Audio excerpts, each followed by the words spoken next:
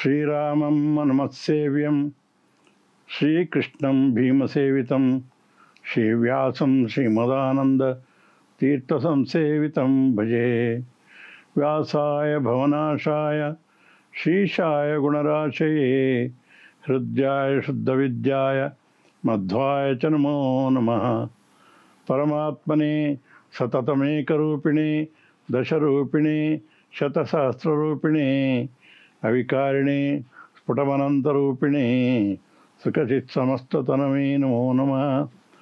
ಕೌಶೇಯಪೀತವಸನಾಂ ಅರವಿಂದನೇತ್ರಾಂ ಪದ್ಮದ್ವಯಾಭಯವರೋದ್ಯತ ಪದ್ಮಸ್ಥಾಂ ಉದ್ಯಚ್ಛತಾರ್ಕಸದೃಶೀಂ ಪರಮಾಂಕಸಂಸ್ಥಾಂ ಧ್ಯಾಯೇದ್ವಿದೀಶನತಪಾದಯುಗಾಂ ಜನಿತ್ರೀಂ ಮನೋಜವಂ ಮಾರುತತುಲ್ಯವೇಗಂ ಜಿತೇಂದ್ರಿಯಂ ಬುದ್ಧಿಮತಾಂ ವರಿಷ್ಠಂ ವಾತಾತ್ಮಜಂ ಮಾರ್ಯೋತಮುಖ್ಯಂ ಶ್ರೀರಾಮದೂತಂ ಶಿರಸಾ ನಮಾಮಿ. ಅಭ್ರಮಂ ಭಂಗರಹಿತಂ ಅಜಡಂ ವಿಮಲಂ ಸದಾ ಆನಂದತೀರ್ಥಮತಲಂ ಭಜೇತ್ತಾಪತ್ರಯಾಪಹಂ.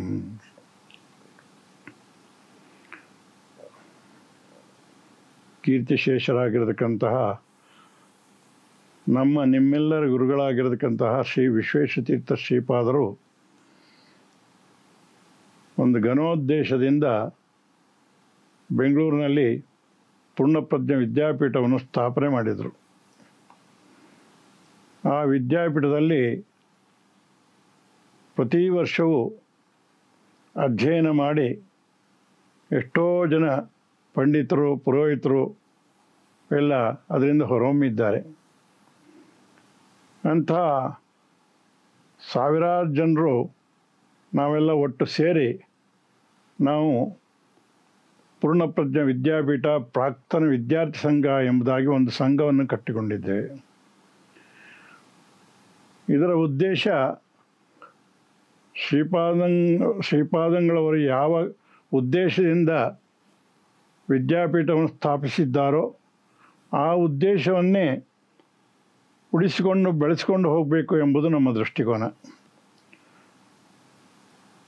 ನಮ್ಮ ಉದ್ದೇಶಗಳಲ್ಲಿ ಎರಡು ಪ್ರಧಾನವಾಗಿರತಕ್ಕಂಥದ್ದು. ಒಂದು ಪುಸ್ತಕ ಪ್ರಕಾಶನ.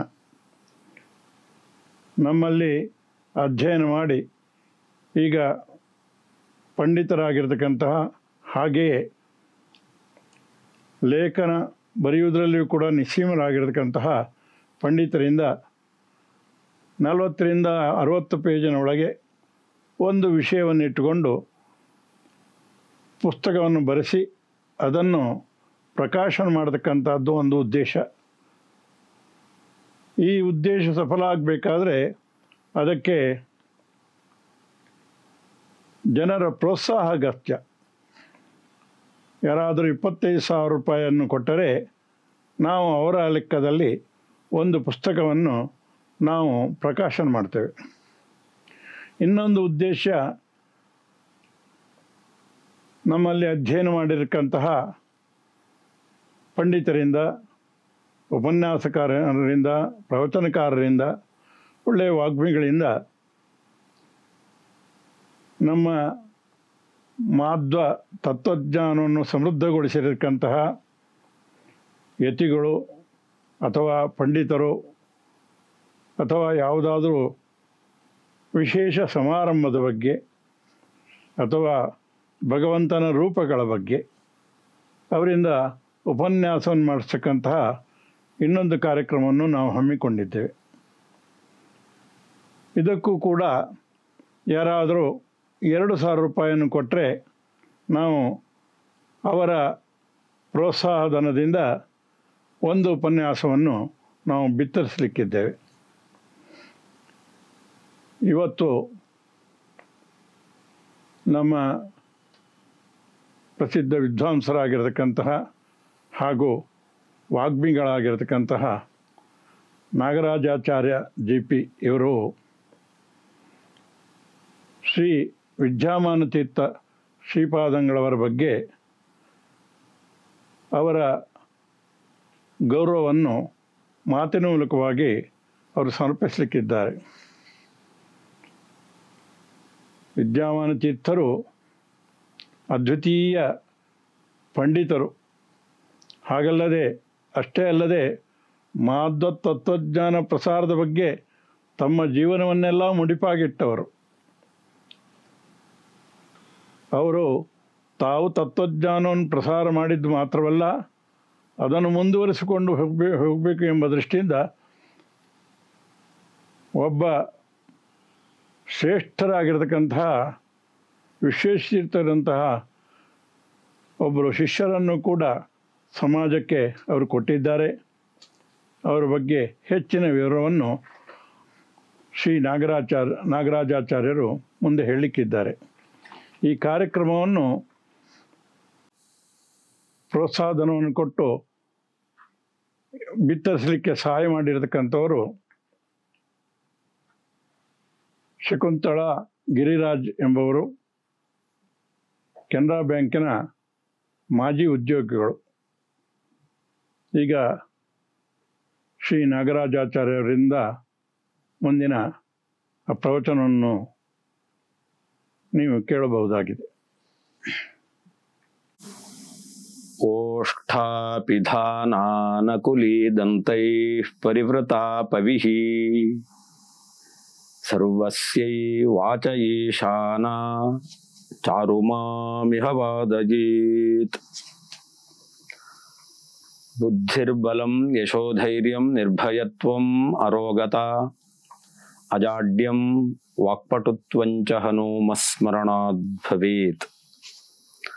ಲಸತು ಶ್ರೀಮದಾನಂದತೀರ್ಥೇಂದುರ್ನೋ ಹೃದಂಬರೆ ಯದ್ವಚಶ್ಚಂದ್ರಿಕಾ ಸ್ವಾಂತ ಸಂತಾಪಂ ವಿನಿಕೃಂತತಿ.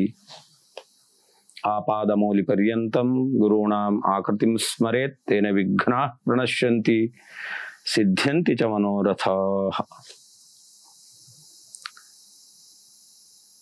ಅನವದ್ಯಾತ್ಮಚಾರಿತ್ರ್ಯಂ ವಾದಿಖದ್ಯೋತ ಭಾಸ್ಕರಂ ವಿದ್ಯಾಮಾನ್ಯಗುರುಂ ವಂದೇ ವಿದ್ಯೋತ ಭಾಸ್ವರಂ. ಬ್ರಹ್ಮಚರ್ಯ ಹರಿಪ್ರೀತಿ ಸುವಿದ್ಯಾ ವಾದಶಾಲಿನಃ ಇಷ್ಟದಾನ್ ಕಷ್ಟಹರ್ತॄನ್ನಃ ವಿದ್ಯಾಮಾನ್ಯಾನ್ ಮುನೀನ್ ನುಮಃ. ತಪಸ್ವಾಧ್ಯಾಯ ಶುಶ್ರೂಷಾ ಕೃಷ್ಣಪೂಜಾರತಂ ಮುನಿಂ ವಿಶ್ವೇಶಮಿಷ್ಟದಂ ವಂದೇ ಪರಿವ್ರಾಟ್ ಚಕ್ರವರ್ತಿನಂ. ಶ್ರೀ ಗುರುಭ್ಯೋ ನಮಃ. ಆಧುನಿಕ ತಂತ್ರಜ್ಞಾನದ ಮಾಧ್ಯಮದ ಮೂಲಕ ಆಧ್ಯಾತ್ಮಿಕ ಚಿಂತನೆಯಲ್ಲಿ ತಮ್ಮನ್ನು ತೊಡಗಿಸಿಕೊಂಡ ಎಲ್ಲ ಭಕ್ತಾಭಿಮಾನಿಗಳಿಗೆ ಅಭಿವಂದನೆಗಳು. ವೈಶಾಖ ಮಾಸದ ಶುಕ್ಲ ಪಕ್ಷದ ಏಕಾದಶಿ ಅದು ಬಹಳ ವಿಶಿಷ್ಟವಾದಂತಹ ದಿನವಾಗಿದೆ. ಏಕಾದಶಿಗೆ ಒಂದು ಹರಿದಿನ ಎಂಬುವಂತಹ ಮಹತ್ವ ಇದೆ. ಆದರೆ ಈಗ 25 ವರ್ಷಗಳಿಂದ ನಾವು ನೋಡಿಕೊಂಡು ಬರುವ ಹಾಗೆ ಆ ಏಕಾದಶಿಗೆ ಇನ್ನೊಂದು ರೀತಿಯಾದಂತಹ ಮಹತ್ವವನ್ನು ನಾವು ಕಾಣಬಹುದಾಗಿದೆ. ಹರಿದಿನದ ಮಹತ್ವವನ್ನು ಜಗತ್ತಿಗೆ ಸಾರುವ ಉದ್ದೇಶದಿಂದ ಏಕಾದಶಿ ಒಂದಾಗಬೇಕು ಎಂಬುದಾಗಿ ತಮ್ಮ ಜೀವನದಲ್ಲಿ ಸತತ ಪ್ರಯತ್ನ ಮಾಡಿರ್ತಕ್ಕಂತಹ ಮಹಾ ವ್ಯಕ್ತಿಗಳು ಅಂತಂದ್ರೆ ವಿದ್ಯಾಮಾನ್ಯ ತೀರ್ಥ ಶ್ರೀಪಾದಂಗಳವರು. ಯಾವ ವ್ರತ ಭಗವಂತನಿಗೆ ಅತ್ಯಂತ ಪ್ರಿಯಕರವಾದ ವ್ರತವೋ ಆ ವ್ರತವನ್ನು ಎಲ್ಲರೂ ಕೂಡ ಒಂದೇ ದಿವಸ ಮಾಡುವಂತೆ ಆಗಬೇಕು. ಆ ವ್ರತದಲ್ಲಿ ಸ್ವಲ್ಪವೂ ಸಂದೇಹ ಇರಬಾರದು ಎಂಬುದಾಗಿ ಆ ವ್ರತಕ್ಕೆ ಅಷ್ಟು ಮಹತ್ವವನ್ನು ಕೊಡಬೇಕು ಎಂಬುದಾಗಿ ತಮ್ಮ ಜೀವನದಲ್ಲಿ ಪ್ರಯತ್ನವನ್ನು ಮಾಡಿದಂತಹ ಮಹನೀಯರು ಏಕಾದಶಿಯ ದಿವಸವೇ ಇಹಲೋಕವನ್ನು ತ್ಯಾಗ ಮಾಡಿ ಆ ಪರಮಾತ್ಮನ ಸಾನ್ನಿಧ್ಯವನ್ನು ಸೇರಿದ್ದಾರೆ ಅಂತಂದ್ರೆ ಅವರ ಏಕಾದಶಿ ಆ ನಿಷ್ಠೆ ಅದು ನಿಜವಾಗ್ಲೂ ಕೂಡ ಪರಮಾತ್ಮನಿಗೆ ಸಮ್ಮತವಾಗಿತ್ತು ಅನ್ನೋದನ್ನ ನಾವು ಕಾಣಬಹುದಾಗಿದೆ. ಅವರ ವಿದ್ಯಾಮಾನ್ಯ ತೀರ್ಥರ ವ್ಯಕ್ತಿತ್ವವನ್ನು ಅವರ ಶಿಷ್ಯರು ಒಂದು ಶ್ಲೋಕದಲ್ಲಿ ಅವರು ನಿರೂಪಣೆ ಮಾಡಿದ್ದಾರೆ. ಅನವದ್ಯಾತ್ಮ ಚಾರಿತ್ರ್ಯಂ ಅಂತ.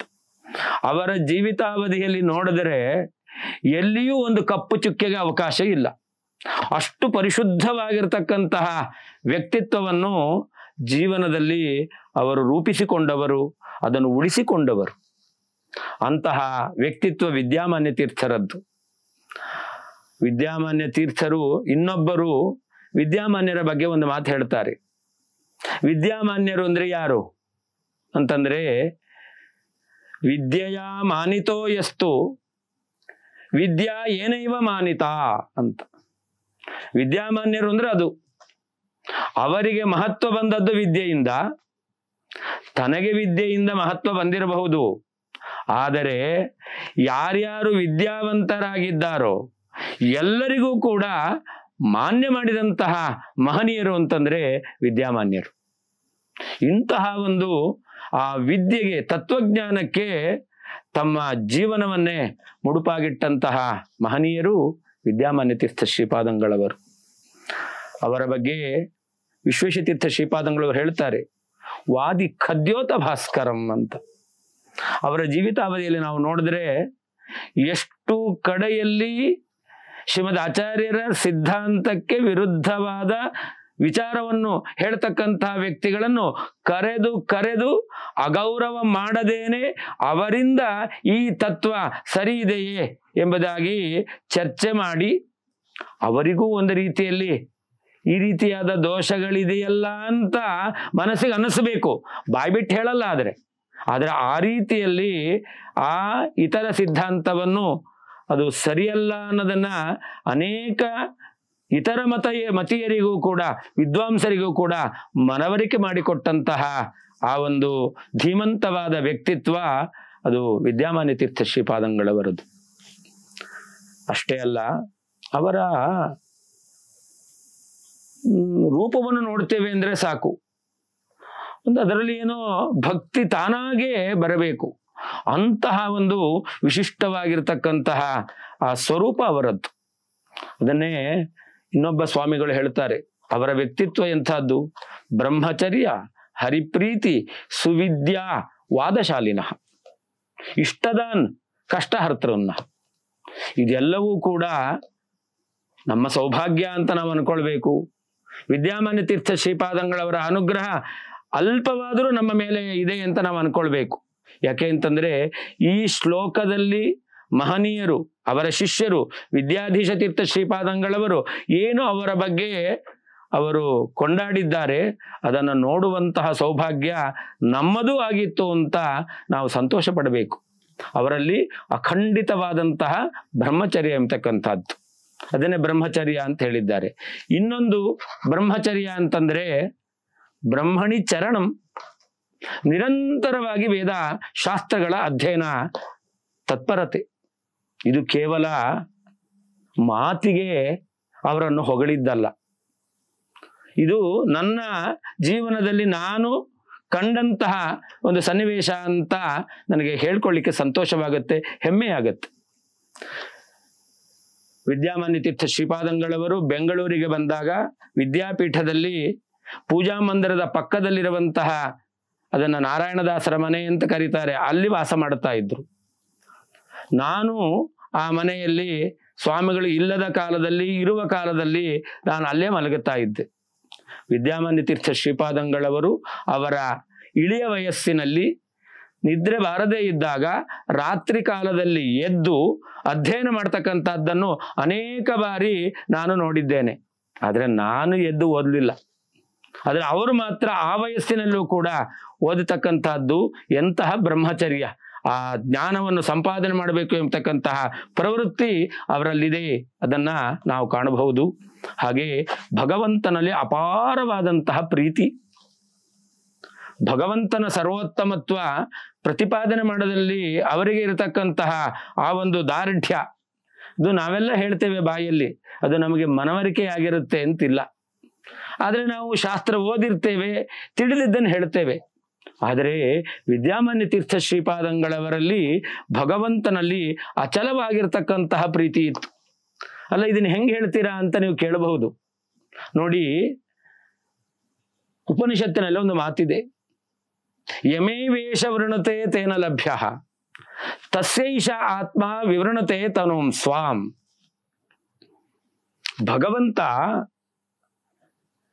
ಯಾರನ್ನು ಭಕ್ತನನ್ನಾಗಿ ಸ್ವೀಕಾರ ಮಾಡ್ತಾನೋ, ಯಾರ ಮೇಲೆ ಅನುಗ್ರಹವನ್ನು ಮಾಡ್ತಾನೋ, ಯಾರಲ್ಲಿ ಪರಮಾತ್ಮ ಪ್ರಸನ್ನನಾಗ್ತಾನೋ ಅವರಿಗೆ ತನ್ನ ಸ್ವರೂಪವನ್ನು ಭಗವಂತ ಪ್ರದರ್ಶನ ಮಾಡ್ತಾನೆ ಅಂತ. ನಮ್ಮ ಜೀವಿತಾವಧಿಯಲ್ಲಿ ನಾವು ನೋಡಿದ ಭಗವಂತನ ಪ್ರಸಾದಕ್ಕೆ ಪಾತ್ರರಾದಂತಹ ಮಹಾ ವ್ಯಕ್ತಿಗಳು ಅಂತಂದ್ರೆ ವಿದ್ಯಾಮಾನ್ಯ ತೀರ್ಥ ಶ್ರೀಪಾದಂಗಳವರು. ಅವರ ಚರಿತ್ರೆಯನ್ನು ನೋಡಿದಾಗ ನಮಗೆ ಇದು ಸ್ಪಷ್ಟವಾಗಿ ತಿಳಿದು ಬರುತ್ತೆ. ಅವರು 12ನೇ ವಯಸ್ಸಿನಲ್ಲಿ ಭಂಡಾರಿಕೇರಿ ಮಠಕ್ಕೆ ಅಧಿಪತಿಗಳಾಗಿ ಆಯ್ಕೆಯಾದರು. ಆದರೆ ನೋಡಿ, ದೈವ ಚಿತ್ತ, ದೈವ ಸಂಕಲ್ಪ, ಹರಿಚಿತ್ತ ಸತ್ಯ ಅಂತ ನಾವು ಹೇಳ್ತೇವೆ, ಅದು ಅರ್ಥ ಆಗಿರೋದಿಲ್ಲ. ಶಾಸ್ತ್ರ ಹೇಳುತ್ತೆ ಆದದ್ದೆಲ್ಲ ಒಳಿತೆ ಆಯ್ತು ಅಂತ ನಾವು ಹೇಳ್ತೇವೆ, ಏನು ಆಗುತ್ತೋ ಅದು ಒಳ್ಳೇದೇ ಅಂತ.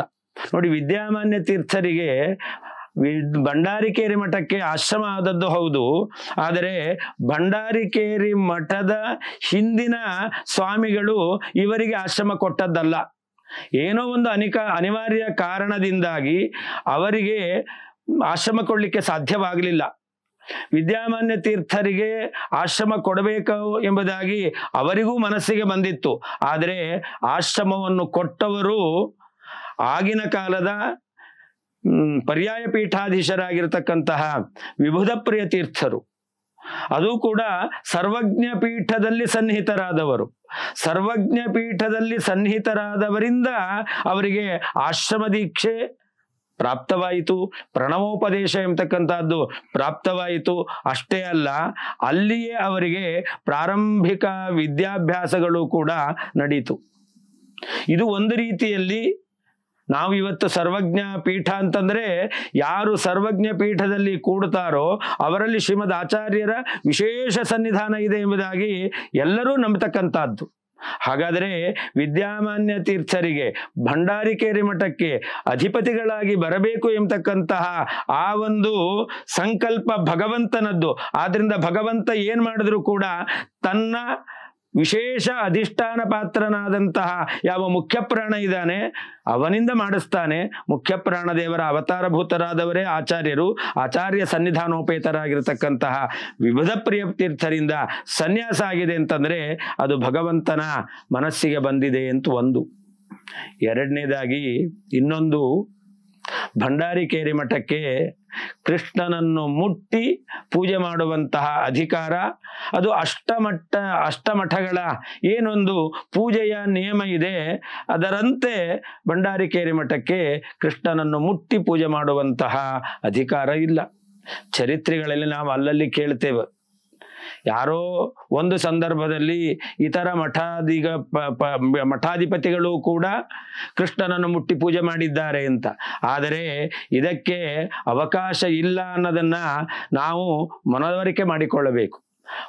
8 ಮಠದ ಸ್ವಾಮಿಗಳನ್ನು ಮಧ್ವಾಚಾರ್ಯರು ನೇಮಕ ಮಾಡಿ ಕೃಷ್ಣನ ಪೂಜೆಗೋಸ್ಕರ ಅವರು ಮೀಸಲಾಗಿಟ್ರು. ಯಾಕೆ ಅಂತಂದ್ರೆ ಒಬ್ಬರಿಗೆ ಏನಾದರೂ ಅನಾನುಕೂಲ ಬಂದಿದೆ ಅಂತಂದ್ರೆ ಕೃಷ್ಣನ ಪೂಜೆ ನಿಲ್ಲಬಾರದು. 14 ಪೂಜೆಗಳು ದಿವಸ ಏನು ನಡೆಯುತ್ತೋ ಅದು ನಿರಂತರವಾಗಿ ನಡಿಬೇಕು. ಇಂತಹ ಉದ್ದೇಶದಿಂದಲೇನೆ 8 ಪೀಠಾಧಿಪತಿಗಳನ್ನು ನೇಮನ ಮಾಡಿದವರು ಶ್ರೀಮದ್ ಆಚಾರ್ಯರು, ಸರ್ವಜ್ಞಾಚಾರ್ಯರು. ಅವರಿಗೆ ತಿಳಿದಿಲ್ಲವಾ? ಅದರಿಂದಾಗಿ ಕೃಷ್ಣನ ಪೂಜೆಯ ಅಧಿಕಾರ ಅಂದ್ರೆ 8 ಮಠದ ಪೀಠಾಧಿಪತಿಗಳಿಗೆ ಮಾತ್ರ. ಆದರೆ ಭಂಡಾರಿಕೇರಿ ಮಠದ ಶ್ರೀಪಾದಂಗಳವರಿಗೆ ಕೃಷ್ಣನನ್ನು ಮುಟ್ಟಿ ಪೂಜೆ ಮಾಡಬೇಕು ಅಂತ ಮನಸ್ಸಿನಲ್ಲಿ ಅವರಿಗೆ ಬಯಕೆ ಇದೆ. ಆದರೆ 8 ಮಠದ ಅಧಿಪತಿಗಳಲ್ಲ, ಅವರಿಗೆ ಪೂಜೆ ಮಾಡುವಂತ ಅವಕಾಶ ಇಲ್ಲ. ನಾವು ಕೆಲವೊಂದು ಬಾರಿ ಹೇಳ್ತೇವೆ, ನಮ್ಮ ಕೂಗು ದೇವರಿಗೆ ಕೇಳಿಸಿತೇನೋ ಏನೋ ಅಂತ. ಹಾಗೆ ವಿದ್ಯಾಮಾನ್ಯ ತೀರ್ಥ ಶ್ರೀಪಾದಂಗಳವರ ಆ ಭಕ್ತಿಯ ತುಡಿತ ಪರಮಾತ್ಮನಿಗೆ ಅದು ತಿಳಿದು ಬಂದಿದೆ. ಆದ್ದರಿಂದ ಆ ಕೃಷ್ಣ ಪರಮಾತ್ಮನೇ ತಾನೇ ಒಲಿದು ಅವರಿಗೆ ತನ್ನನ್ನು ಮುಟ್ಟಿ ಪೂಜೆ ಮಾಡುವಂತಹ ಅವಕಾಶವನ್ನು ಕೊಟ್ಟಿದ್ದಾನೆ. ನಾವು ಇತಿಹಾಸದಲ್ಲಿ ನೋಡಿದರೆ ಒಬ್ಬ ಸನ್ಯಾಸಿಗಳು 2 ಪೀಠದ ಅಧಿಪತಿಗಳಾಗಿ ಅವರು ಅದನ್ನು ನಿರ್ವಾಹ ಮಾಡಿಕೊಂಡದ್ದು ಬಹಳ ಅಪರೂಪವಾದದ್ದು. ಅಂತಹ ಅಪರೂಪವಾದಂತಹ ಏನು ವಿಷಯನ ನಾವು ಕೇಳ್ತೇವೆ, ಅದಕ್ಕೆ ಉದಾಹರಣೆಯಾಗಿ ವಿದ್ಯಾಮಾನ್ಯ ತೀರ್ಥ ಶ್ರೀಪಾದಂಗಳವರಿದ್ದಾರೆ. ಇವರು ಭಂಡಾರಿಕೇರಿ ಮಠಕ್ಕೆ ಅಧಿಪತಿಗಳಾಗಿ ಮೊದಲು ನೇಮಕಗೊಂಡವರು ಕಾರಣಾಂತರದಿಂದ ಫಲಿಮಾರು ಮಠಾಧೀಶರು ಪೀಠವನ್ನು ತ್ಯಾಗ ಮಾಡಿ ಹೋಗುವ ಸಂದರ್ಭದಲ್ಲಿ ಅವರು ಸೂಚನೆ ಮಾಡಿ ಹೋಗುತ್ತಾರೆ. ಈ ಪೀಠವನ್ನು ಮುಂದೆ ನಿರ್ವಾಹ ಮಾಡಿಕೊಂಡು ಹೋಗಲಿಕ್ಕೆ ಇದರ ಆಧಿಪತ್ಯ, ಇದರ ಜವಾಬ್ದಾರಿಯನ್ನು ಈಗ ಯಾರು ಭಂಡಾರಿಕೇರಿ ಮಠದಲ್ಲಿ ಅಧಿಪತಿಗಳಾಗಿದ್ದಾರೋ ವಿದ್ಯಾಮಾನ್ಯ ತೀರ್ಥ ಶ್ರೀಪಾದಂಗಳವರು, ಅವರಿಗೆ ಈ ಮಠದ ಆಧಿಪತ್ಯವನ್ನು ಕೊಡಬೇಕು ಅಂತ ಪೀಠ ತ್ಯಾಗ ಮಾಡುವ ಕಾಲದಲ್ಲಿ ಅವರು ನುಡಿದು ಹೋಗಿದ್ದಾರೆ. ಒಂದು ರೀತಿಯಲ್ಲಿ ಪೀಠ ತ್ಯಾಗ ಮಾಡೋಕ್ಕಿಂತ ಮೊದಲು ಅವರು ಸನ್ಯಾಸಿಗಳಲ್ವಾ, ಅವರಲ್ಲಿ ಮುಖ್ಯ ಪ್ರಾಣದೇವರ ಸನ್ನಿಧಾನ ಇದೆಯಲ್ಲ, ಆದ್ದರಿಂದಾಗಿ ಮುಖ್ಯ ಪ್ರಾಣದೇವರೇ ನುಡಿಸಿದ್ದಾರೆ ಅಂತ ಹೇಳಿದ್ರು ಅತಿಶಯೋಕ್ತಿ ಆಗಲಿಕ್ಕೆ ಸಾಧ್ಯ ಇಲ್ಲ. ಇದು ಒಂದು. ಎರಡನೇದು, ಪುನಃ ಅವರಿಗೆ ಆ ಪೀಠಾಧಿಪತ್ಯ ಸಿಕ್ಕಿದ್ದು ಯಾರಿಂದ? ಫಲಿಮಾರು ಮಠ ಮತ್ತು ಅದಮಾರು ಮಠ, ಇದು ದ್ವಂದ್ವ ಮಠ ಅಂತ. ಈ ದ್ವಂದ್ವ ಮಠದ ಅಧಿಪತಿಗಳಾಗಿರ್ತಕ್ಕಂತಹ ಆಗಿನ ಕಾಲದಲ್ಲಿ ಪ್ರಖ್ಯಾತರಾದಂತಹ ಪಂಡಿತರೂ ಆದಂತಹ ವಿಶೇಷವಾದಂತಹ ಧೀಮಂತ ವ್ಯಕ್ತಿತ್ವವನ್ನು ಹೊಂದಿರತಕ್ಕಂತಹ ವಿಬುಧಪ್ರಿಯ ತೀರ್ಥ ಶ್ರೀಪಾದಂಗಳವರು ಅವರಿಗೆ ಆ ಸರ್ವಜ್ಞ ಪೀಠದಲ್ಲಿಯೇನೆ ಅವರಿಗೆ ಈ ಒಂದು ಕೃಷ್ಣನ ಪೂಜೆಯನ್ನು ಇರುವಂತಹ ಯಾವ ಫಲಿಮಾರು ಮಠದ ಆಧಿಪತ್ಯ ಅದನ್ನು ಕೊಟ್ಟಿದ್ದಾರೆ. ಹೀಗೆ ಕೃಷ್ಣ ಪರಮಾತ್ಮನ ಮನಸ್ಸಿಗೆ ಅದು ಬಂದದ್ರಿಂದ ಇದು ನಡೆದಿದೆ ಅಂತ ನಾವು ಭಾವಿಸಬಹುದು. ಎಂ ಲೋಕಂ ಮನಸಾ ಸಂವಿಭಾತಿ ವಿಶುದ್ಧ ಸತ್ವ ಕಾಮಯತೆ ಯಾಂಶ್ಚ ಕಾಮಾನ್. ಉಪನಿಷತ್ತು ಹೇಳುತ್ತೆ, ಯಾರು ಶುದ್ಧವಾದ ಅಂತಃಕರಣ ಉಳ್ಳವರು, ವಿಶೇಷವಾಗಿರ್ತಕ್ಕಂತಹ ಆ ಒಂದು ಅಪೇಕ್ಷೆಯನ್ನು ಅವರು ಪಡ್ತಾರೋ ಅದು ಭಗವಂತನ ಸಂಕಲ್ಪಕ್ಕೆ ಅನುಗುಣವಾದಂತಹ ಸಂಕಲ್ಪ ಆಗಿರುತ್ತೆ, ಅದನ್ನು ಭಗವಂತ ನಡೆಸ್ತಾನೆ ಅಂತ. ಅದರಂತೆ ಈ ವಿದ್ಯಾಮಾನ್ಯ ತೀರ್ಥ ಶ್ರೀಪಾದಂಗಳವರು ಕೃಷ್ಣ ಪರಮಾತ್ಮನ ಆ ಪೂಜೆಯ ಕೈಂಕರ್ಯವನ್ನು ಮಾಡಲಿಕ್ಕೆ ಅವಕಾಶವನ್ನು ಪಡೆದಿದ್ದಾರೆ. ಅವಕಾಶ ಸಿಗುತ್ತೆ, ಸಿಕ್ಕ ಅವಕಾಶ ಅದು ಕೊನೆ ತನಕ ಉಳಿಬೇಕು. ಇವತ್ತಿನ ಕಾಲದಲ್ಲಿ ನಾವು ನೋಡ್ತೇವೆ, ಯಾರೋ ಒಬ್ಬರು ಮಂತ್ರಿಗಳಾಗಿ ಆಯ್ಕೆ ಆಗ್ತಾರೆ, ಎಷ್ಟು ದಿವಸ ಆ ಆಸನದಲ್ಲಿ ಕೂತಿರ್ತಾರೆ ಅಂತ ನಮಗೆ ಹೇಳಲಿಕ್ಕಾಗಲ್ಲ, ಯಾವತ್ತು ಬೇಕಾದ್ರೂ ಬಿದ್ದು ಹೋಗ್ಬೋದು. ಅಂತಹ ಒಂದು ಸಂದರ್ಭ ವಿದ್ಯಾಮಾನ್ಯ ತೀರ್ಥರಿಗೂ ಇತ್ತು. ಅವರು ಉಭಯ ಮಠದ ಪೀಠಾಧಿಪತಿಗಳಾಗಿ ನೇಮಕಗೊಂಡಾಗ ಅನೇಕರು ಅದಕ್ಕೆ ವಿರೋಧ ಮಾಡಿದ್ರು. ಆದರೆ ಆ ವಿರೋಧ ಎಂಬತಕ್ಕಂಥದ್ದು ಅವರಿಗೆ ಯಾವ ರೀತಿಯಿಂದಲೂ ಕೂಡ ಬಾಧಕ ಆಗಲಿಲ್ಲ. ವಿರೋಧ ಮಾಡಿದ್ದಾರಷ್ಟೇ, ವಿರೋಧವಾಗಿ ಉಳಿತಷ್ಟೇ ಹೊರತು ಇವರ ಕೈಂಕರ್ಯಕ್ಕೆ ಅದು ಪ್ರತಿಬಂಧಕ ಆಗಲಿಲ್ಲ. ಒಂದು ರೀತಿಯಲ್ಲಿ ಈ ಒಂದು ಪೀಠಾಧಿಪತ್ಯ ಎಂಬತಕ್ಕಂಥದ್ದು ವಿದ್ಯಾಮಾನ್ಯ ತೀರ್ಥರಿಗೆ ಅದು ಶಾಶ್ವತವಾಗಿ ಉಳಿತು ಅಂತಂದ್ರೆ, ಒಂದು ರೀತಿಯಲ್ಲಿ ಶಿಷ್ಯನಿಂದ ಅವರು ದಕ್ಷಿಣೆಯನ್ನು ಗುರುದಕ್ಷಿಣೆಯನ್ನಾಗಿ ಪಡೆದಿದ್ದಾರೆ ಅಂತ ನಾವು ಹೇಳಬಹುದು.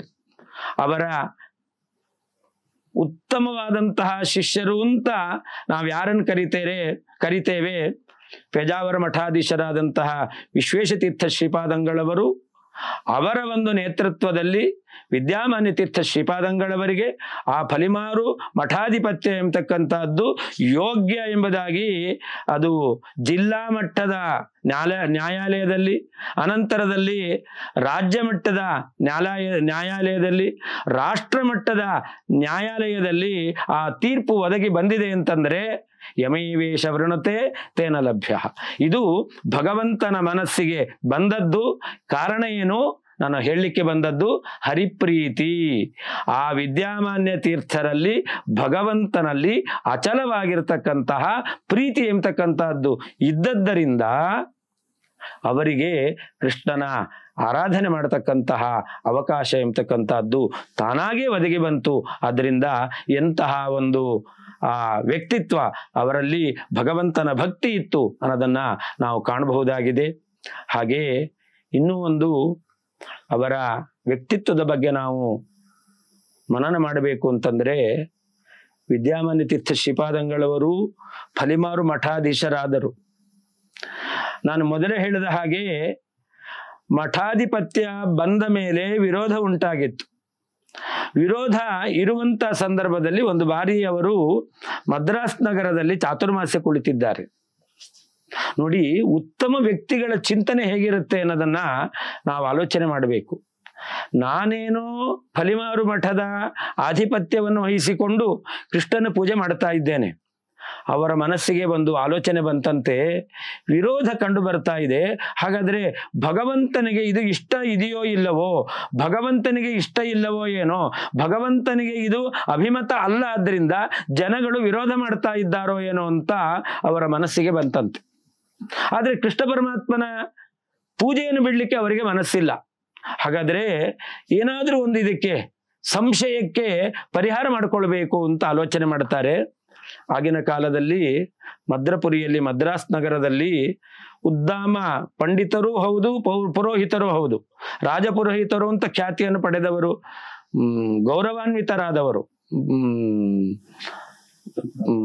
ಏನು ಬಿರುದನ್ನು ಪಡೆದವರು ಅಂತಹ ಮಾಧವಾಚಾರ್ಯರು ನಮಗೆ ತಿಳಿದಂತಹ ಕಾವೇರಿ ಸುಬ್ರಹ್ಮಣ್ಯಂ ಶಾಸ್ತ್ರಿ ಅಂತ ಒಬ್ಬರಿದ್ದಾರೆ, ಮಹಾ ಜ್ಯೋತಿಷ್ಕರು. ಅವರಲ್ಲಿ ಹೋಗಿ ಈ ಸಂಶಯವನ್ನು ಪರಿಹಾರ ಮಾಡಿಕೊಳ್ಳಬಹುದು ಅಂತ ಸೂಚನೆ ಕೊಡ್ತಾರೆ. ವಿದ್ಯಾಮಾನ್ಯ ತೀರ್ಥರು ಸರಿ ನೋಡೋಣ ಅಂತ ಅವರ ಜೊತೆಯಲ್ಲಿ ಹೋಗಿದ್ದಾರೆ. ನಿಮಗೆ ಹೆಸರು ಕೇಳಿದ ಕೂಡಲೇ ಗೊತ್ತಾಗಿರಬಹುದು ಆ ವ್ಯಕ್ತಿಗಳು ಯಾರು ಅಂತ. ಸನ್ಯಾಸಿಗಳು ಬಂದಾಗ ಇವರು ಯಾರು ಅಂತ ಆ ಕಾವೇರಿ ಸುಬ್ರಹ್ಮಣ್ಯಂ ಶಾಸ್ತ್ರಿ ಅವಳಿಗೆ ಗೊತ್ತಿಲ್ಲ. ಉಳಿದವರು ಬಂದಾಗ ಹೇಗೋ ಹಾಗೆ ಅವರು ಕೂತೇ ಇದ್ದಾರೆ. ಇವರು ಬಂದ್ರು, ಒಂದು ಪ್ರಶ್ನೆ ಇದೆ ಅಂತ ಕೇಳಬೇಕು ಅಂತ ಅವರು ಪ್ರಶ್ನೆಯನ್ನು ಮುಂದಿಟ್ಟಿದ್ದಾರೆ. ಇವರು ಜಾತಕವನ್ನು ತೆಗೆದುಕೊಂಡು ಹೋಗಿದ್ರು, ಜಾತಕ ತೋರಿಸಿ ಏನ್ ಫಲ ಇದೆ ಅಂತ ಕೇಳಬೇಕು ಅಂತ. ಆದರೆ ಈ ಉತ್ತಮ ಜ್ಯೋತಿಷ್ಕರು ಇರ್ತಾರಲ್ಲ, ಅವರಲ್ಲಿ ಆ ಫಲವನ್ನು ಹೇಳಬೇಕಾದ್ರೆ ಒಂದು ಕ್ರಮ ಇದೆ. ಬಂದ ಸಮಯ, ಬಂದ ಕ್ರಮ, ಬರಬೇಕಾದ್ರೆ ಏನೇನು ವಸ್ತುಗಳನ್ನು ಹಿಡ್ಕೊಂಡು ಬಂದಿದ್ದಾರೆ, ಬಂದ ಕೂಡಲೇ ಏನು ಮಾತಾಡ್ತಾರೆ, ಇದೆಲ್ಲವನ್ನೂ ಕೂಡ ಗಮನಿಸಿ ಅವರು ಫಲವನ್ನು ಹೇಳ್ತಾರೆ.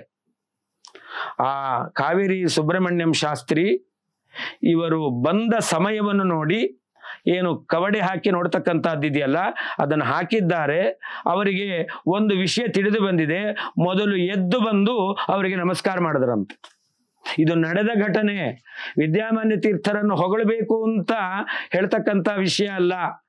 ಆ ವ್ಯಕ್ತಿ ಬಂದಾಗ ಯಾರೋ ಸಾಧಾರಣ ಸನ್ಯಾಸಿ ಅಂತ ಹೇಳದೇನೆ ಬರಮಾಡಿಕೊಂಡವನು, ಬಂದವರು ಕೇಳಲಿಕ್ಕೆ ಬಂದಿದ್ದಾರೆ ಅಂತ ಗೊತ್ತಾದಾಗ ಕವಡೆ ಹಾಕಿ ಅವರಿಗೆ ಬಂದಿರತಕ್ಕಂತಹ ಆ ಏನು ಜಾತಕ ಇದೆಯಲ್ಲ ಅದನ್ನು ನೋಡಿ ಅವರು ಎದ್ದು ಬಂದು ನಮಸ್ಕಾರ ಮಾಡಿ ಮುಂದೆ ಅವರು ವಿಷಯವನ್ನು ಹೇಳಲಿಕ್ಕೆ ಪ್ರಾರಂಭ ಮಾಡಿದ್ರಂತೆ. ಮೊದಲು ಹೇಳಿದ ಮಾತು, ಈ ವ್ಯಕ್ತಿಗಳು ಇವರು ಮನುಷ್ಯರಲ್ಲ, ಇವರು ಋಷಿಗಳಲ್ಲ, ಇವರು ದೇವತೆಗಳೇ, ದೇವತಾ ಸನ್ನಿಧಾನ ಪಾತ್ರರೇ ಆಗಿದ್ದಾರೆ. ಇಲ್ಲ ಅಂತಾದ್ರೆ ಈ ರೀತಿಯಾಗಿರ್ತಕ್ಕಂತಹ ಕುಂಡಲಿ ಬರಲಿಕ್ಕೆ ಸಾಧ್ಯವೇ ಇಲ್ಲ ಅಂತ ಮೊದಲು ಮಾತು ನುಡಿದಿದ್ದಾರಂತೆ. ನೋಡಿ, ಹಾಗಾದ್ರೆ ಅವರ ಬಂದ ಸಮಯ, ಅದು ಅವರ ವ್ಯಕ್ತಿತ್ವವನ್ನು ತಿಳಿಯದೇ ಇರತಕ್ಕಂತಹ ವ್ಯಕ್ತಿಗೆ ಆ ಕುಂಡಲಿಯ ಮೂಲಕ ತಿಳಿದಿದೆ ಅಂತಾದರೆ ಇವರು ನಿಜವಾಗಲೂ ಕೂಡ ಆ ಭಗವಂತನ ಪರಮಾನುಗ್ರಹಕ್ಕೆ ಪಾತ್ರರಾದಂತಹ ಭಕ್ತರು ಎಂಬುದಾಗಿ ನಮಗೆ ನಿಶ್ಚಯವಾಗಿ ಅದನ್ನು ಒಪ್ಪಿಕೊಳ್ಳಿಕ್ಕೆ ಸಾಧ್ಯ ಇದೆ. ಮುಂದೆ ನಡೆದ ಘಟನೆ, ವಿದ್ಯಾಮಾನ್ಯ ತೀರ್ಥ ಶ್ರೀಪಾದಂಗಳವರು ಅವರಲ್ಲಿ ಪ್ರಶ್ನೆಯನ್ನು ಮುಂದಿಡ್ತಾರೆ. ನಾನು ಈಗ ಕೃಷ್ಣನ ಪೂಜೆಯನ್ನು ನಾನು ಕೈಗೊಂಡಿದ್ದೇನೆ, ಇದು ಕೃಷ್ಣನ ಮನಸ್ಸಿಗೆ ಇದು ಬಂದಿದೆಯೋ ಇಲ್ಲವೋ, ನನಗೆ ಇಷ್ಟವಾದದ್ದು ಅಂತ ನಾನು ಬೇಕು ಅಂತ ಸ್ವೀಕಾರ ಮಾಡಿದ್ದೋ, ನಾನು ನಿರ್ವಹಿಸ್ತಾ ಇರತಕ್ಕಂಥದ್ದು ಸರಿಯೋ ಎಂಬತಕ್ಕಂಥ ಪ್ರಶ್ನೆ ಇದೆ. ಇದಕ್ಕೆ ಸಮರ್ಪಕವಾದ ಉತ್ತರವನ್ನು ಕೊಡಬೇಕು ಅಂತ.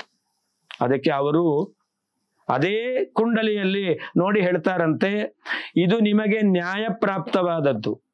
ಯಾರು ಏನು ಮಾಡಿದ್ರು ಕೂಡ ನೀವು ಮಾಡುವ ಕೃಷ್ಣ ಪರಮಾತ್ಮನ ಪೂಜೆಯನ್ನು ತಡಿಲಿಕ್ಕೆ ಸಾಧ್ಯ ಇಲ್ಲ. ಇದು ನಿಮಗೆ ನಿಮ್ಮ ಸ್ವರೂಪದಿಂದ ಸಿದ್ಧವಾಗಿರ್ತಕ್ಕಂಥದ್ದು ಎಂಬುದಾಗಿ ಉತ್ತರವನ್ನು ಕೊಟ್ಟಿದ್ದಾರಂತೆ. ಹಾಗಾದರೆ ಆ ವಿದ್ಯಾಮಾನ್ಯ ತೀರ್ಥ ಶ್ರೀಪಾದಂಗಳವರಲ್ಲಿ ಎಂತಹ ಒಂದು ಭಗವಂತನ ಭಕ್ತಿ ಇತ್ತು, ಅವರ ವ್ಯಕ್ತಿತ್ವ ಏನು ಅನ್ನೋದನ್ನ ಈ ಮೂಲಕ ನಾವು ತಿಳಿಯಬಹುದಾಗಿದೆ. ಇಂತಹ ವ್ಯಕ್ತಿತ್ವವನ್ನು ಹೊಂದಿದವರು ವಿದ್ಯಾಮಾನ್ಯ ತೀರ್ಥ ಶ್ರೀಪಾದಂಗಳವರು. ಅವರ ವ್ಯಕ್ತಿತ್ವ ಎಂತಹದ್ದು, ಮೇರು ಸದೃಶವಾಗಿರ್ತಕ್ಕಂತಹ ವ್ಯಕ್ತಿತ್ವ.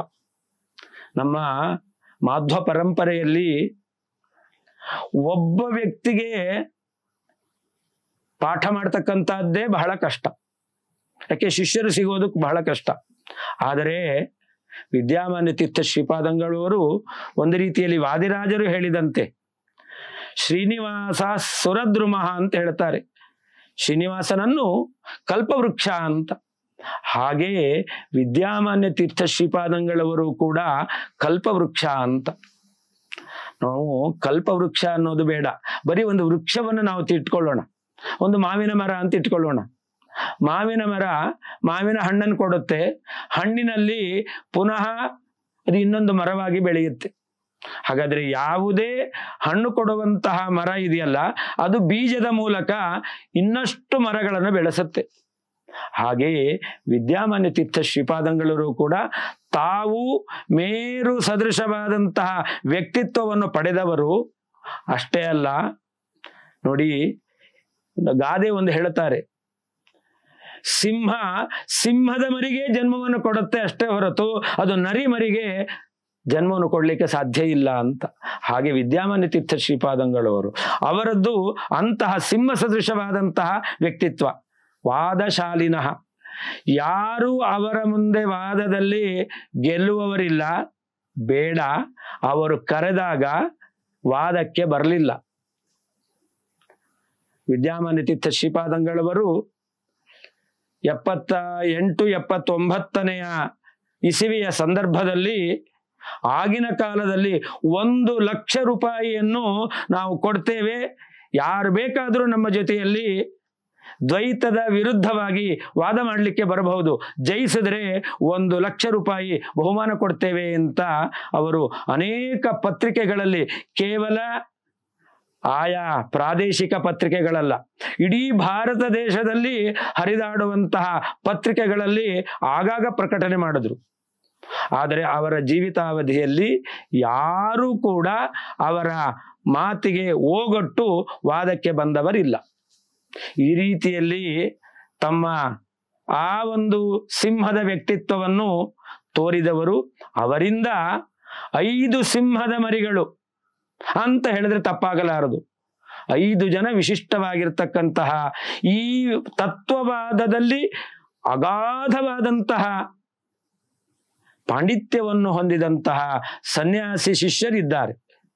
ಪ್ರಪ್ರಥಮವಾಗಿ ವಿಶ್ವೇಶತೀರ್ಥ ಶ್ರೀಪಾದಂಗಳವರು, ಅನಂತರದಲ್ಲಿ ಅದಮಾರು ಮಠಾಧೀಶರಾಗಿರ್ತಕ್ಕಂತಹ ವಿಶ್ವಪ್ರಿಯ ತೀರ್ಥ ಶ್ರೀಪಾದಂಗಳವರು, ಫಲಿಮಾರು ಮಠಾಧೀಶರಾಗಿರ್ತಕ್ಕಂತಹ ವಿದ್ಯಾಧೀಶ ತೀರ್ಥ ಶ್ರೀಪಾದಂಗಳವರು, ಪುತ್ತಿಗೆ ಮಠಾಧೀಶರಾಗಿರ್ತಕ್ಕಂತಹ ಸುಗುಣೇಂದ್ರ ತೀರ್ಥ ಶ್ರೀಪಾದಂಗಳವರು, ಭಂಡಾರಿಕೇರಿ ಮಠಾಧೀಶರಾಗಿರ್ತಕ್ಕಂತಹ ವಿದ್ಯೇಶ ತೀರ್ಥ ಶ್ರೀಪಾದಂಗಳವರು. ಇಂತಹ 5 ಮಾಧ್ವ ತತ್ವಜ್ಞಾನದ ಉದ್ದಾಮ ಪಾಂಡಿತ್ಯವುಳ್ಳಂತಹ ಸನ್ಯಾಸಿಗಳನ್ನು ಶಿಷ್ಯರನ್ನಾಗಿ ಪಡೆದಿರತಕ್ಕಂತಹ ಮಹಾಕುಲಪತಿಗಳು ಅಂತಂದ್ರೆ ಅದು ವಿದ್ಯಾಮಾನ್ಯ ತೀರ್ಥ ಶ್ರೀಪಾದಂಗಳವರು.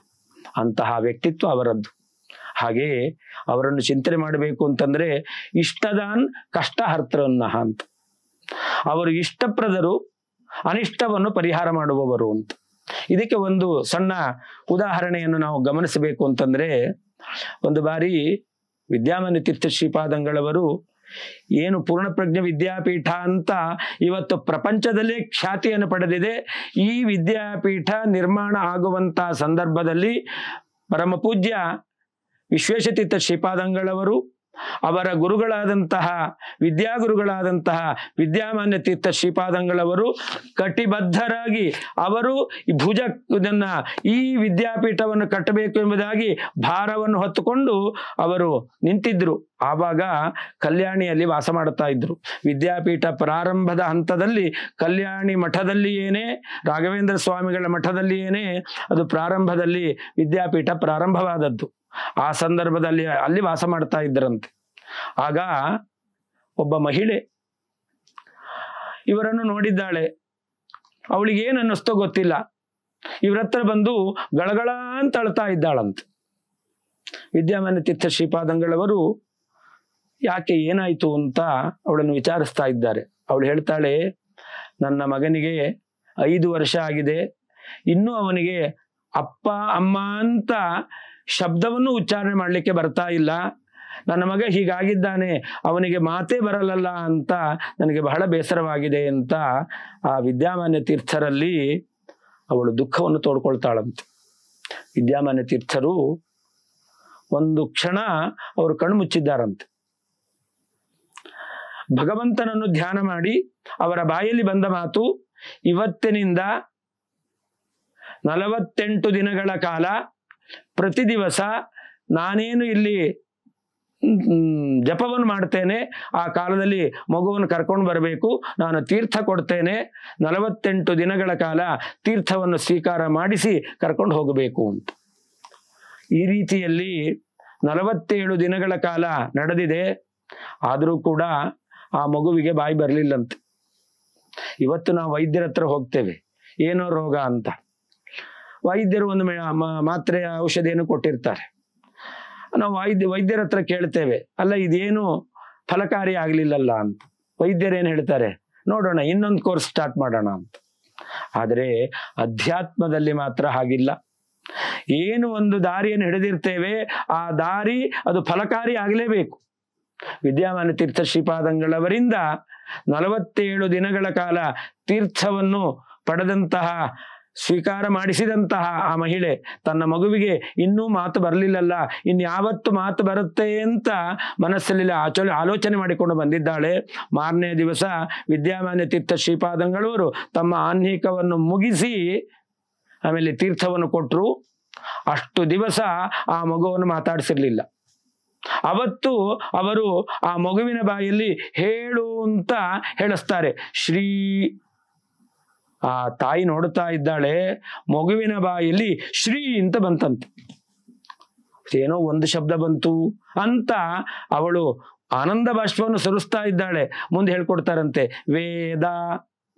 ಆ ಮಗು ಹೇಳ್ತಾ ಇದೆ ವ್ಯಾಸಾಯ, ಆಮೇಲೆ ನಮಃ, ಶ್ರೀ ವೇದವ್ಯಾಸಾಯ ನಮಃ ಅಂತ ವಿದ್ಯಾಮಾನ್ಯ ತೀರ್ಥ ಶ್ರೀಪಾದಂಗಳವರು ಹೇಳಿಸಿದ್ರು.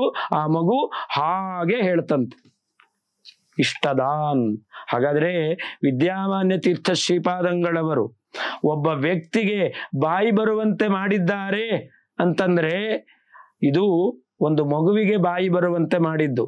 ಅಷ್ಟೇ ಅಲ್ಲ, ಇವತ್ತು ನಾವು ಈ ಭರತ ಭೂಮಿಯಲ್ಲಿ ನೋಡ್ತೇವೆ ಅಂತಂದ್ರೆ ಅವರ ಶಿಷ್ಯರೆಲ್ಲರೂ ಕೂಡ ಅನೇಕ ವಿಧವಾಗಿರ್ತಕ್ಕಂತಹ ಶಾಸ್ತ್ರದ ವಿಚಾರವನ್ನು ನಿರರ್ಗಳವಾಗಿ ಹೇಳಲಿಕ್ಕೆ ಬೇಕಾಗಿರ್ತಕ್ಕಂತಹ ವಕ್ತೃತ್ವವನ್ನು, ವಾಗ್ಮಿತ್ವವನ್ನು ಪಡೆದಿದ್ದಾರೆ. ಅಂತಹ ಒಂದು ವ್ಯಕ್ತಿತ್ವ ವಿದ್ಯಾಮಾನ್ಯ ತೀರ್ಥ ಶ್ರೀಪಾದಂಗಳವರದ್ದು. ಇದೆಲ್ಲ ಯಾವುದಿದು? ಅವರ ತಪಶಕ್ತಿ ಎಂಬತಕ್ಕಂಥದ್ದು. ಅವರೇನು ಆಶ್ರಮವನ್ನು ತೆಗೆದುಕೊಂಡಂತಹ ವಯಸ್ಸಿನಿಂದ ಕೊನೆ ಕಾಲದವರೆಗೆ ಅವರು ಯಾವತ್ತು ವೈಶಾಖ ಮಾಸದ ಶುಕ್ಲ ಪಕ್ಷದ ಏಕಾದಶಿಯ ಒಂದು ಸಾಯಂಕಾಲದ ಸೂರ್ಯಾಸ್ತದ ಸಂದರ್ಭದಲ್ಲಿ ಈ ದೇಹದಿಂದ ಅವರು ಉತ್ಕ್ರಮಣವನ್ನು ಹೊಂದುತ್ತಾ ಇದ್ದಾರೆ. ಆ ಸಂದರ್ಭದಲ್ಲಿ ಅವರ ಬಾಯಿಯಲ್ಲಿ ಶ್ರೀರಾಮ ಶ್ರೀರಾಮ ಶ್ರೀರಾಮ, ಹೀಗೆ ಆ ಭಗವಂತನನ್ನು ಅಖಂಡವಾಗಿ ಅವರು ಧ್ಯಾನ ಮಾಡಿದವರು. ಬದರಿಕಾಶ್ರಮದಲ್ಲಿ 48 ದಿನಗಳ ಕಾಲ ಕಾಷ್ಠಮೌನ ವ್ರತವನ್ನು ಮಾಡಿದವರು. ಬದರಿಕಾಶ್ರಮದಲ್ಲಿ ಇವತ್ತೇನು ನಾವು ವಿಶಾಲ ಬದರಿ ಅಂತ ಹೇಳ್ತೇವೆ, ಅಲ್ಲಿ ಅಲಕನಂದದಲ್ಲಿ ಸ್ನಾನ ಮಾಡೋದೇ ಕಷ್ಟ.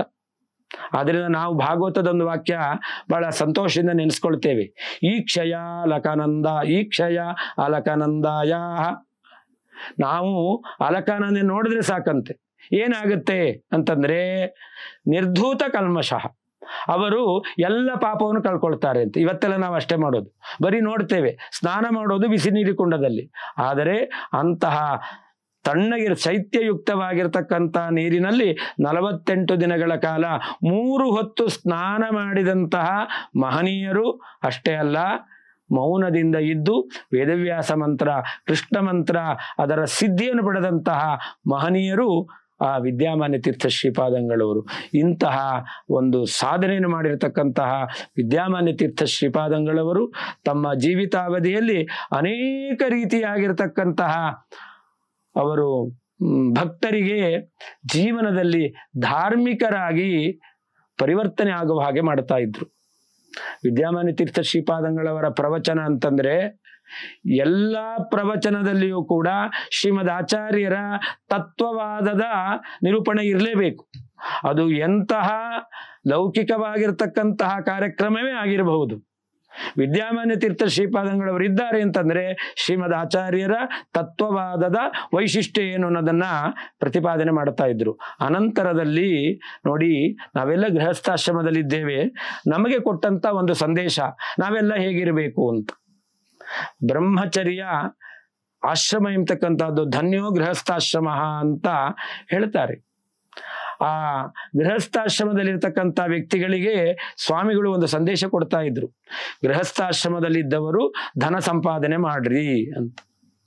ಯಾಕೆ ಅಂತಂದ್ರೆ ಗೃಹಸ್ಥಾಶ್ರಮದಲ್ಲಿರ್ತಕ್ಕಂಥವರೇ ಬ್ರಹ್ಮಚರ್ಯ ಆಶ್ರಮ, ಸನ್ಯಾಸಾಶ್ರಮ, ವಾನಪ್ರಸ್ಥಾಶ್ರಮದಲ್ಲಿರ್ತಕ್ಕಂಥವರಿಗೆ ಆಶ್ರಯ. ಅವರಿಲ್ಲ ಅಂದ್ರೆ ಉಳಿದವರಿಗೆ ಊಟವೇ ಇಲ್ಲ. ಹಾಗಾದರೆ ನೀವೆಲ್ಲ ಧನ ಸಂಪಾದನೆ ಮಾಡಬೇಕು.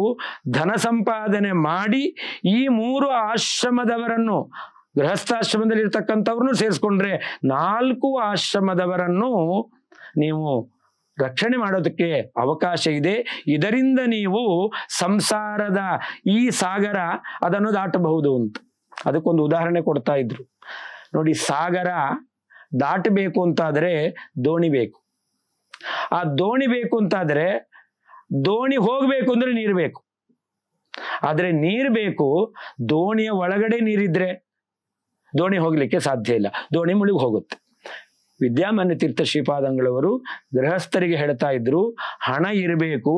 ಹಣ ಅದು ಹೇಗಿರಬೇಕು ಅಂತಂದ್ರೆ ದೋಣಿ ಹೋಗ್ಲಿಕ್ಕೆ ಹೇಗೆ ನೀರು ಹೊರಗಿರಬೇಕೋ ಹಾಗೆ ಗೃಹಸ್ಥಾಶ್ರಮದಲ್ಲಿರ್ತಕ್ಕಂತಹ ವ್ಯಕ್ತಿಗೆ ಧನ ಅದು ಹೊರಗಿರಬೇಕು.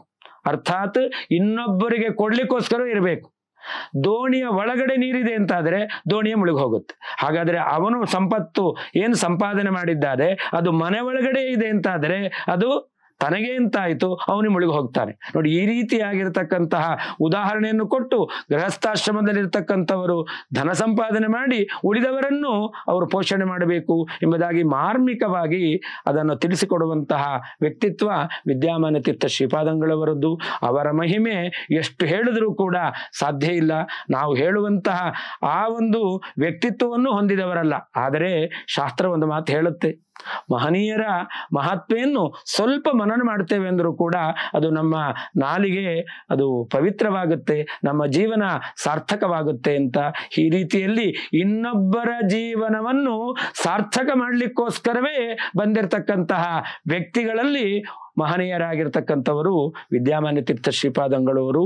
ಒಂದನ್ನು ನಾವು ಗಮನಿಸಬೇಕು, ಉಡುಪಿಯ ಸಂಪ್ರದಾಯದಲ್ಲಿ ಆರಾಧನೆಯ ಸಂದರ್ಭದಲ್ಲಿ ಕೇವಲ ಅವತ್ತಿಗೆ ಸ್ವಾಮಿಗಳು ಮಾತ್ರ ಒಂದು ಪಾದೋದಕವನ್ನು ಕೊಟ್ಟು ಆರಾಧನೆ ಎಂಬತಕ್ಕಂಥದ್ದನ್ನು ಮಾಡುತ್ತಾರೆ.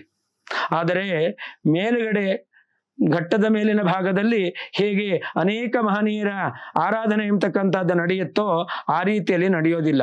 ಏನಾದರೂ ಉಡುಪಿಯ ಸ್ವಾಮಿಗಳ ಆರಾಧನೆ ನಡೆಯುತ್ತೆ ಅಂತಂದ್ರೆ ಅದು ಘಟ್ಟದ ಮೇಲೇನೆ. ಉದಾಹರಣೆಗೆ ವಾದಿರಾಜ ತೀರ್ಥ ಶ್ರೀಪಾದಂಗಳವರ ಆರಾಧನೆ ಅದು ಅತ್ಯಂತ ವೈಭವದಿಂದ ನಡೆಯುತ್ತೆ. ಆದರೆ ವಾದಿರಾಜರ ಶ್ರೀಪಾದಂಗಳವರ ಆರಾಧನೆ ಎಷ್ಟು ವೈಭವವಾಗಿ ನಡೆಯುತ್ತೋ ಅಷ್ಟೇ ವೈಭವದಲ್ಲಿ ನಡೆಯುವಂತಹ ಆರಾಧನೆಗೆ ವಿಷಯರಾಗಿರ್ತಕ್ಕಂತಹ ಏಕೈಕ ಸನ್ಯಾಸಿಗಳು ಅಂತಂದ್ರೆ ವಿದ್ಯಾಮಾನ್ಯ ತೀರ್ಥ ಶ್ರೀಪಾದಂಗಳವರು. 25 ವರ್ಷಗಳಿಂದ ಅವರು ಆಶ್ರಮ ಅವರು ದೇಹತ್ಯಾಗ ಮಾಡಿ ಈ ವರ್ಷಕ್ಕೆ 25 ವರ್ಷಗಳಾಗುತ್ತಾ ಇದೆ. 25 ವರ್ಷಗಳಿಂದಲೂ ಕೂಡ ನಿರಂತರವಾಗಿ ಜ್ಞಾನ ಯಜ್ಞ ಅಷ್ಟೇ ವೈಭವದಿಂದ ಆರಾಧನೆ ಎಂಬತಕ್ಕಂಥದ್ದು ನಡೀತಾ ಇದೆ. ಫಲಿಮಾರಲ್ಲೂ ನಡೆಯುತ್ತೆ. ವಿದ್ಯೇಶ ತೀರ್ಥ ಶ್ರೀಪಾದಂಗಳವರು ಬೇರೆ ಬೇರೆ ಕಡೆಯಲ್ಲಿ ನಡೆಸ್ತಾ ಇದ್ದಾರೆ. ಅವರ ಶಿಷ್ಯರು ಬೇರೆ ಬೇರೆ ಕಡೆಯಲ್ಲಿ ವೈಭವದಿಂದ ನಡೆಸ್ತಾರೆ. ಇಂತಹ ಆರಾಧನೆಗೆ ಪಾತ್ರರಾಗಿದ್ದಾರೆ ಅಂತಂದರೆ ಅವರ ವ್ಯಕ್ತಿತ್ವ ಎಷ್ಟು ಮೇರು ಸದೃಶವಾದದ್ದು. ಅಂತಹ ಮಹನೀಯರ ಒಂದೆರಡು ವಿಷಯಗಳನ್ನು ಮನನ ಮಾಡಲಿಕ್ಕೆ ಈ ವಿಶ್ವೇಶವಾಣಿಯ ಒಂದು ಮಾಧ್ಯಮದ ಮೂಲಕ ಪ್ರಯತ್ನವನ್ನು ಮಾಡಿದ್ದೇವೆ. ಅವಕಾಶವನ್ನು ಕೊಟ್ಟಂತಹ ಪದಾಧಿಕಾರಿಗಳಿಗೂ ಕೃತಜ್ಞತೆಯನ್ನು ಅರ್ಪಣೆ ಮಾಡುತ್ತಾ, ಅಸ್ಮದ್ ಗುರುವಂತರ್ಯಾಮಿ ವಿದ್ಯಾಮಾನ್ಯರ ಅಂತರ್ಯಾಮಿ ಪ್ರಾಣಾಂತರ್ಯಾಮಿಯಾದ ವೇದವ್ಯಾಸ ಅವರಂತೆ ನಮ್ಮನ್ನು ಕೂಡ ವಿದ್ಯೆಯಿಂದ ಮಾನ್ಯರನ್ನಾಗಿ ಮಾಡಲಿಕ್ಕೆ ಅನುಗ್ರಹಿಸಲಿ ಅಂತ ಪ್ರಾರ್ಥನೆ ಮಾಡುತ್ತಾ ಶ್ರೀಕೃಷ್ಣಾರ್ಪಣವಸ್ತು.